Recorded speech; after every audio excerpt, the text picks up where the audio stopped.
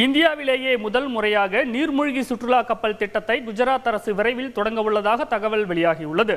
இதன் சாதக பாதகங்கள் குறித்து துறைசார் நிபுணருடன் நான் நடத்திய கலந்துரையாடலை பார்க்கலாம். இந்தியாவின் பல்வேறு மாநிலங்களிலும் சுற்றுலாவை மேம்படுத்த புதிய முயற்சிகள் மேற்கொள்ளப்பட்டு வருகின்றன.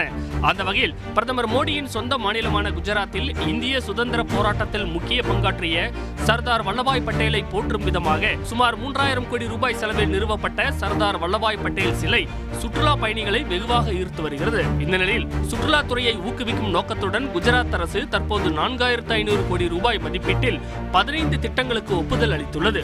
இதன் ஒரு பகுதியாக புராதன நகரான துவாரகாவில் 200 கோடி ரூபாய் செலவில் அடுத்த ஆண்டு தொடங்கப்படும் நீர்மூழ்கி சுற்றுலா கப்பல் திட்டம் கவனம் பெற்றுள்ளது. குஜராத்தில் உள்ள கோமதி நதிக்கரையில் அமைந்துள்ள துவாரகா நகரம் பகவான் கிருஷ்ணரால் ஆட்சி செய்யப்பட்ட நகரம் என நம்பப்படுகிறது.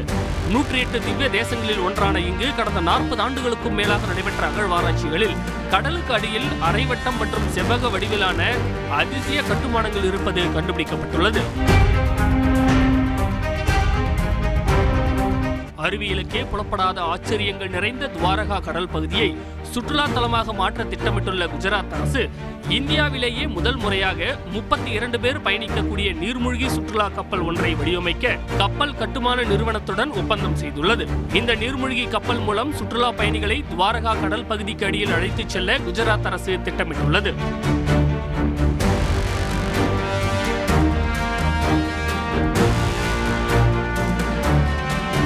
அண்மையில் அட்லாண்டிக் கடலில் மூழ்கியுள்ள டைட்டானிக் கப்பலின் சிதிலங்களை பார்க்க சென்ற டைட்டன் நீர்மூழ்கி சுற்றுலா கலன் அழுத்தம் தாங்காமல் கடலுக்கடியில் வெடித்து சிதறியதில் அதில் இருந்த 5 பேரும் உயிரிழந்தது சர்வதேச அளவில் அதிர்வலைகளை உண்டாக்கியது.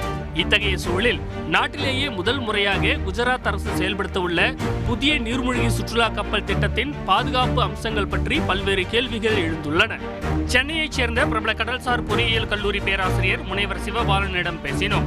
பொதுவா இந்த மாதிரி பயணம் கடலுக்கடியில எவ்வளவு ஆழம் வரை செல்லக்கூடியதா இருக்கும்? பொதுவா நேவல் வெசல்ல ஒரு 600 மீட்டர் to 1000 மீட்டர் வரை போகுது. நம்ம research vessel 1500 or 5000 even 7000 metres வரை நம்ம போகுது. இது நம்ம இந்த சுற்றுலா சப்மரைனை பொறுத்த மட்டுக்கு அந்த கோஸ்டல் இப்போ குஜராத் கோஸ்டல்ல என்ன டெப்த் இருக்கோ அந்த டெப்த் வரை நம்ம போக முடியும். அதுக்கு சூட்டபிளான டெப்த் நம்ம போக முடியும். ஸோ ஜஸ்ட் அதாவது வாட்டர் இன்சைடு த வாட்டர் என்ன இருக்குங்கிறத மட்டும்தான் நம்ம பார்க்க போகிறோம். அது ஈவன் 100 மீட்டர் போனாலே அது ஒரு பெஸ்ட்டாக இருக்கும். இந்தியாவில் வேற எந்த மாநிலமும் செய்யாத புது முயற்சியை குஜராத் முன்னெடுக்குது. நீர்மூழ்கி சுற்றுலா கப்பல் திட்டத்தில் இருக்கக்கூடிய சவால்கள் என்ன? மெயின் சேலஞ்சஸ் பார்த்தீங்கன்னா அதில் இருக்கக்கூடிய சேலஞ்சஸ் ஒன்று நேவிகேஷன் சார். செகண்ட் அதனுடைய நம்ம டெப்த்துக்கு போகும்போது லைட் கண்டிப்பாக இருக்காது. ஓஷனில் நம்ம டெப்த்துக்கு போகும்போது light issue major factor sir. அது அப்போ நம்ம டெப்த்துக்கு கண்டிப்பாக நம்ம வெசலை சப்மரைனை எடுத்துகிட்டு போகக்கூடாது. டீப்பர் லெவலுக்கு நம்ம போக வேண்டிய அவசியமே இல்லை. நம்ம போகக்கூடாது.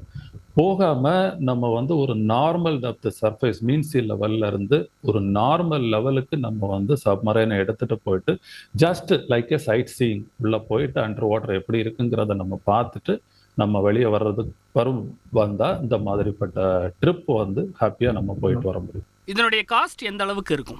கன்ஸ்ட்ரக்ஷனுக்கு நமக்கு அப்போ இன்வெஸ்ட்மெண்ட் ஜாஸ்தியாக நம்ம பண்ண வேண்டியது இருக்கு. என்ன ஒன்று இது கண்டிப்பாக நம்ம இப்போ ஒரு சார்ஜஸ் நம்ம போயிட்டு வர்றதுக்கு ஒரு சுற்றுலா சார்ஜஸ் நமக்கு கண்டிப்பாக ஜாஸ்தியாக தான் கொடுக்க போகிறாங்க. கம்மியான ரேட்டில் இதை பண்ணவே முடியாது.